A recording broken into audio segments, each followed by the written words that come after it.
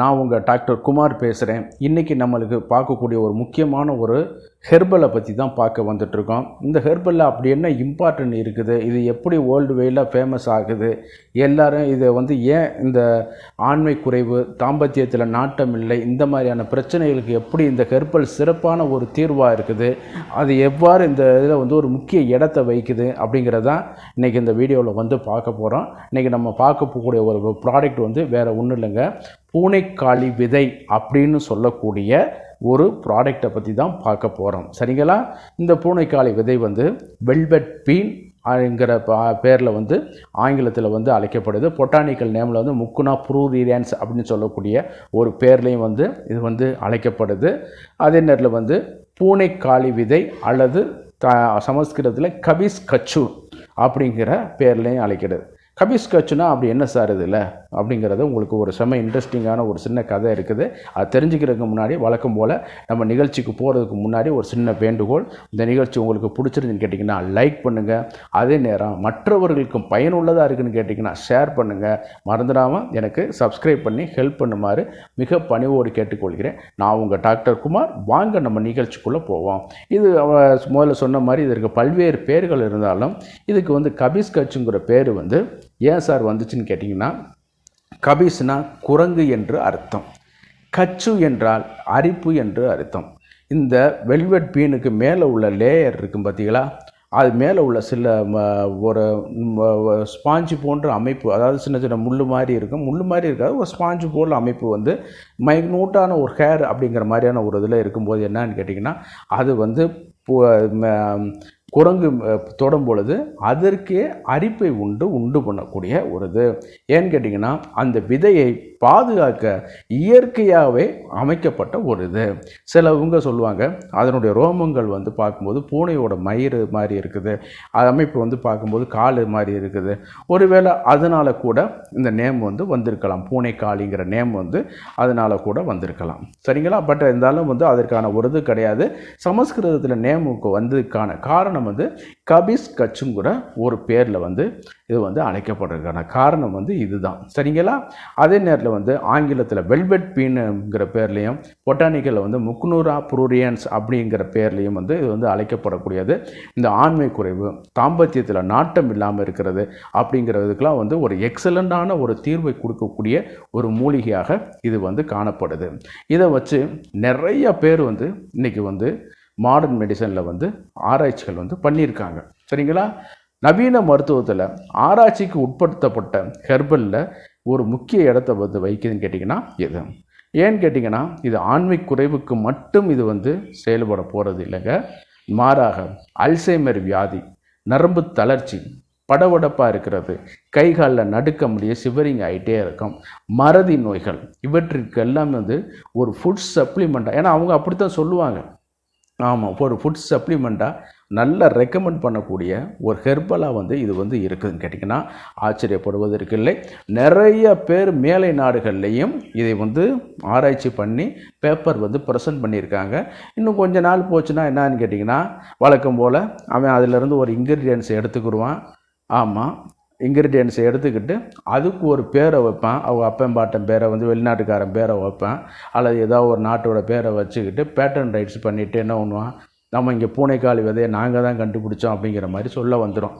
ஆமாம், இதுதான் இன்றைக்கி காலங்காலமாக மஞ்சள், வேம்பு இதுகள்லாம் நடந்துகிட்ருக்கு. சரி, நம்ம அந்த பாலிடிக்ஸுக்குள்ளே நம்ம போக வேண்டாம். நம்ம இது என்ன டாபிக்ஸு, ஆண்மை குறைவு, நரம்பு தளர்ச்சி, வீரியம் இல்லாமல் இருக்கிறது, இந்த டாப்பிக்கை தான் நம்ம பார்க்குறதுனால இதில் கான்சன்ட்ரேட் பண்ணி கொண்டு வருவோம். இதில் பார்க்கும் பொழுது நம்ம காலங்காலமாக முன்னாடியே ஆயுர்வேத மருத்துவத்தில் 2000-3000 ஆண்டுகளுக்கு முன்னாடியே சமஸ்கிருத ஸ்லோகங்கள் வடிவிலையும் இதை பற்றி இதில் கொடுத்துருக்கு. அதே நேரத்தில் சில நிகண்டுகள், ஆமாம், அதாவது லெக்சிகன் சொல்லக்கூடிய, அதாவது ஹெர்பல்ஸை மட்டும் வச்சு சொல்லக்கூடிய சில மூலிகை இதுகளில் கூட என்ன சொல்கிறாங்கன்னு கேட்டிங்கன்னா, இந்த இது சொல்லப்பட்டு வந்துட்டுருக்கு. அந்தளவுக்கு பழமையான ஒரு இது. அதே நேரத்தில் நம்ம பாரம்பரிய சித்தா மருத்துவத்திலையும் சித்தர்கள் பாடல்களையும் இந்த பூனைக்காளி விதையை பற்றி நிறைய பாடல்களும் சொல்லியிருக்காங்க, நிறைய ஃபார்முலேஷன் மட்டும் சொல்லியிருக்காங்க. அந்த அளவுக்கு இதில் உள்ள மெடிக்கல் ப்ராப்பர்ட்டி அதிகமாக காணப்படுது. சரிங்களா? ஆமாம். இது வந்து எப்படின்னு பார்த்தீங்கன்னு கேட்டிங்கன்னா, லோயஸ்ட் லிபிடோ, ஆண்மை உணர்வே இல்லாமல் இருக்கிறது. தாம்பத்தியத்தில் வந்து பார்க்கும்போது எரிச்சலாக இருக்கிறது. ஆமாம், உடல் உறவுனாலே ஒரு சலிப்புத்தன்மை, இதெல்லாம் இருந்தால் பயன்படுத்தி கொள்ளலாம். ஆண்குறியில் பிளட் சர்க்குலேஷன் கம்மியாக இருக்கிறது. இதெல்லாம் வந்து மாடர்ன் மெடிசனில் பிளட், அதாவது பேப்பர் ப்ரெசன்டேஷனில் சொல்லப்பட்டது. நான் சொன்னது எல்லாமே ஆதாரபூர்வமான பிளட் சர்க்குலேஷனை இம்ப்ரூவ் பண்ணுதுங்கிறத மேலை நாட்டு அறிஞர்கள் பேப்பர் ப்ரெசன்டேஷன் பண்ணதன் மூலமாக வந்து அதை பற்றி வெளிக்க ஆரம்பிச்சிருக்காங்க. ஆமாம், அதே நேரத்தில் முதல்ல சொன்னது lowest libido, blood circulation improve பண்ணுது. அதே நேரத்தில் வந்து இதனுடைய புரோட்டீன் வந்து என்னென்னு கேட்டிங்கன்னா, ஆண் தன்மையை வந்து இன்னும் ஆண் செல்கள் வந்து விந்தணு செல்களை வந்து இன்னும் வந்து மொட்டிலிட்டி அதிகப்படுத்தி பவரை வந்து இது பண்ணி கொடுக்க வைக்குது. அந்த அளவுக்கு இது வந்து ஒரு சிறப்பாக வந்து செய்யுது அப்படிங்கிறத இதில் வந்து சொல்லி வந்து கொண்டிருக்கிறார்கள். அதே நேரத்தில் வந்து பார்க்கும் பொழுது இதில் வந்து பெண்களும் இதை வந்து எடுத்துக்கொள்ளலாம் அப்படிங்கிற மாதிரி ஒரு இதில் வந்து ரிப்போர்ட்டில் கொடுத்துருக்காங்க. ஒரு பேப்பர் ப்ரெசன்டேஷன்லையும் சொல்லியிருக்காங்க. ஓவுலேஷனை அதிகப்படுத்துது. அதாவது அந்த கரு முட்டையிடக்கூடிய சைக்கிள் இருக்கு இல்லையா, அதுக்கும் இந்த பொருள் வந்து பூனைக்காளி விதை வந்து இது வந்து பயன்படுது அப்படிங்கிற மாதிரியான சொல்லி வந்துட்டுருக்காங்க. அதே நேரத்தில் இன்றைக்கி மாடர்ன் இதில் வந்து மெடிசனில் பார்க்கும் பொழுது நரம்பு சம்மந்தப்பட்ட பிரச்சனைகள், தூக்கமின்மை, ஸ்ட்ரெஸ், மன உளைச்சல்கள், ஆமாம் மன உளைச்சல்கள், மன அழுத்தங்கள், சரிங்களா. அதே நேரத்தில் வந்து பார்க்கும் பொழுது இது மன அழுத்தம் பார்க்கும்போது படபடப்பு, அதிகப்படியான கோவப்படுதல், அதே நேரத்தில் அல்சைமர், இது மறதி போதல், ஞாபக மறதி அப்படின்னு சொல்லக்கூடியது, இந்த மாதிரியான பிரச்சனைகள் எல்லாத்துக்கும் ஒரு நல்ல வந்து ஒரு தீர்வை கொடுக்குன்னு சொல்லிட்டு மாடர்ன் மெடிசன்லேயும் வந்து சொல்லி கொண்டு வருகிறார்கள். சரி, இதை எப்படி சார் பயன்படுத்தலாம் அப்படின்னு கேட்டோம்னா, இது தனி மொழியாகவும் பயன்படுத்தலாம். சூரணமாக எடுத்து இதை வந்து என்னன்னு கேட்டிங்கன்னா, முறையாக எடுத்து சுத்திகரிக்க வேண்டும். அப்படின்னா தான் இதை வந்து நீங்கள் பயன்படுத்த முடியும்.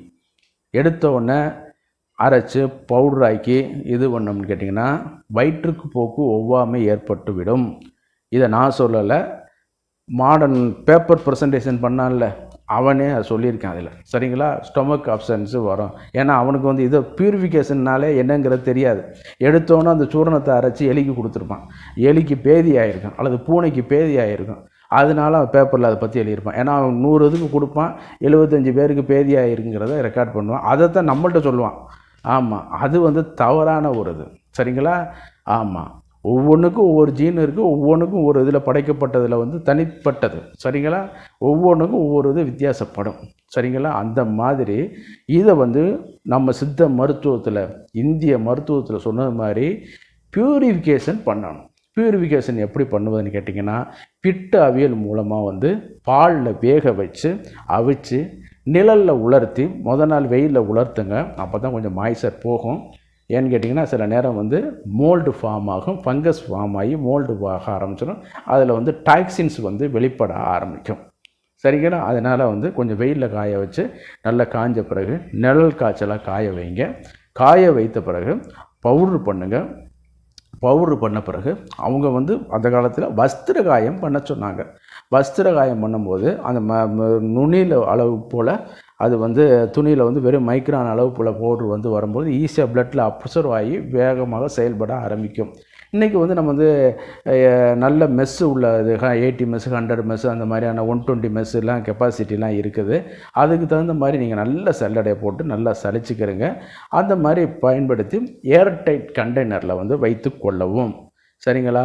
இதை வந்து என்னென்னு கேட்டிங்கன்னா, காலை, மதியம், இரவு 3 நேரமும் ஓரளவு 1 கிராமுக்கு குறைவாகவே எடுத்து பாலில், பசும்பாலில் கலந்து நீங்கள் சாப்பிட்டு கொள்ளலாம். அதே நேரத்தில் வந்து பார்க்கும் பொழுது பசும்பாலில் இல்லைனாலும் சும்மா வாட்டரில், லியூக் வார்ம் வாட்டர் கூட நீங்கள் வந்து கலந்து எடுத்துக்கொள்ளலாம். மற்ற ப்ராடக்ட்டுகளையும் சேர்த்து நீங்கள் வந்து பயன்படுத்தி கொள்ளலாம். அஸ்வகந்தா பயன்படுத்துகிறீங்கன்னா இதையும் சேர்த்து பயன்படுத்தி கொள்ளலாம். அதே நேரத்தில் வந்து லேகியத்தை நீங்கள் வாங்கி பயன்படுத்துகிறீங்கன்னு கேட்டிங்கன்னா, பூனைக்காளி சூர்ணம் இருக்குதுன்னு கேட்டிங்கன்னா கொஞ்சம் பயன்படுத்தி கொள்ளலாம். இது முதியவர்களாக இருந்து இந்த நரம்பு சம்மந்தப்பட்ட பிரச்சனைகளுக்கு இது பண்ணுறாங்க அப்படின்னு கேட்டிங்கன்னா, அவங்க வந்து தனியாக வந்து பாலில் கலந்து கொஞ்சம் இதை வந்து சாப்பிட்டு கொள்ளலாம். அல்லது அஸ்வகந்த அரிஷ்டத்தோடு கலந்து மிக்ஸ் பண்ணி இதை வந்து சாப்பிட்டு கொள்ளலாம். அந்த நரம்பு சம்மந்தப்பட்ட பிரச்சனைகள் வந்து கொஞ்சம் கொஞ்சமாக சரியாகி அவங்களுக்கு பழைய நிலைமைக்கு வந்துடுவாங்க. அதே நேரத்தில் வந்து இந்த ஆண்மை சம்மந்தப்பட்ட பிரச்சனைகளுக்கு நான் சொன்ன மாதிரியான பக்குவத்தில் வந்து எடுத்துக்கொள்ளும் பொழுது இன்னும் கொஞ்சம் அதிகப்படியான வீரியமும் ஆற்றலும் ஆண்குறிக்கு இரத்த ஓட்டம் பாயும் பொழுது எழுச்சித்தன்மையை அதிகரிக்க வைத்து அது வந்து என்னன்னு கேட்டிங்கன்னா இன்னும் கொஞ்சம் உங்களுக்கு தாம்பத்தியத்தில் வந்து நாட்டம் கொடுக்க வைக்கும். சரிங்களா? இவைகள் எல்லாமே வந்து தனிப்பட்ட ஒரு அறிவுறுத்தலுக்கு தான், உங்களுக்கு தான், அது இன்ஃபர்மேஷனுக்காகத்தான். நீங்களாகவே எந்த மருந்தும் சுய மருத்துவம் வந்து செய்து கொள்ளக்கூடாது. இந்த மாதிரியான ப்ராடக்ட் எல்லாம் இருக்குது, இந்த மாதிரியான இதெல்லாம் இருக்குது, நோயாளிகள் நம்ம வீட்டில் இருக்காங்க, அவங்களுக்கு இதெல்லாம் வாங்கி கொடுத்தா நல்லா இருக்குங்கிறத நீங்கள் வந்து யார் டிசைட் பண்ணணும்னு கேட்டிங்கன்னா, தகுந்த அரசு பதிவு பெற்ற ஆயுர்வேத சித்த மருத்துவர்களில் நீங்கள் தான் கலந்து அவங்களுடைய பரிந்துரையின் பேரில் இதை வந்து எடுத்துக்கொள்ள வேண்டும். அவங்க வந்து உங்களுக்கு நோய் நாடி, நோய் முதல் நாடி மாதிரி உங்களுடைய உடம்பு தன்மை என்ன, எந்த வகையான உடம்பு, வாத உடம்பா, பித்த உடம்பா, கஃப உடம்பா, ஆயுர்வேத டாக்டர்னால் பிரகிருதியை தீர்மானிப்பார். 7 வகையான பிரகிருதியில் எந்த வகையான பிரகிருதி உங்களுடையது, அப்போ அதுக்கு என்ன வகையான அனுமானம் கொடுக்கலாம், எந்த நேரத்தில் கொடுத்தா கரெக்டாக இருக்கும் அப்படிங்கிறத. வேறு ஒன்றும் இல்லைங்க, அந்த நம்ம சித்தர்கள் வந்து ரிஷிகள் சொன்னது வந்து இன்றைக்கி உள்ள தலைமுறைக்கு எளிமைப்படுத்திட்டு போயிட்டாங்க. அதாவது இந்த ஸ்பானருக்கு, இந்த நட்டுக்கு இந்த ஸ்பானரை போடு, இந்த போல்ட்டுக்கு இதை கழட்டுக்கு ஈஸியாக எடு அப்படிங்கிற மாதிரி இதை வந்து பேசிக்காகவே இது பண்ணி கொடுத்துட்டு போயிட்டாங்க. அதனால் கவலை இல்லை. அப்போ அதுக்கு தகுந்த மாதிரி நம்ம வந்து ஒழுங்கான அரசு பதிவு பெற்ற ஆயுர்வேத முறையாக படித்த ஆயுர்வேத சித்த மருத்துவர்கள்ட்ட நீங்கள் அணுகி நீங்கள் வந்து இதுக்கான பரிந்துரையை பெற்றுக்கொள்ளலாம். அதே நேரத்தில் தனியாருக்கு போவதற்கு உங்களுக்கு சிரமமாக இருக்குதுன்னு கேட்டிங்கன்னா, அரசாங்கத்தில் உள்ள ஆரம்ப சுகாதார நிலையங்களில் இதுக்கான விங்ஸ் இருக்குது, ஆயுர்வேத சித்த மருத்துவ பிரிவுகள் இருக்குது. அங்கே போனீங்கன்னா உங்களுக்கு இலவச ஆலோசனையும் கொடுத்துருவாங்க, இலவச மருந்தும் கொடுத்துருவாங்க. உங்களுக்கும் பிரச்சனை இல்லாமல் போயிடும், செலவும் மிச்சமாயிடும். சரிங்களா? இதை நீங்கள் பயன்படுத்தி கொடுங்கள், அதைத்தான் நம்ம சொல்கிறோம். ஏன் போட்டுட்டு உடம்பை கெடுக்கக்கூடிய சில இதுகள்லாம் நீங்கள் போய் பண்ணிக்கிட்டு சுய மருத்துவங்கிற பேரில் அதெல்லாம் செஞ்சுக்கிறக்கூடாது. இந்த மாதிரி மட்டும் நீங்கள் இது பண்ணிக்கிறீங்க. வழக்கம் போல் நிகழ்ச்சியோட இறுதி பகுதிக்கு வந்துட்டோம். இந்த நிகழ்ச்சி உங்களுக்கு பிடிச்சிட்டு கேட்டிங்கன்னா லைக் பண்ணுங்கள்.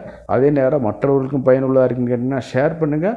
மறந்துடாமல் எனக்கு சப்ஸ்கிரைப் பண்ணி ஹெல்ப் பண்ணுமாறு மிக பணிவோடு கேட்டுக்கொள்கிறேன். நான் உங்கள் டாக்டர் குமார். மீண்டும் ஒரு நிகழ்ச்சியில் சந்திப்போம். நன்றி, வணக்கம்.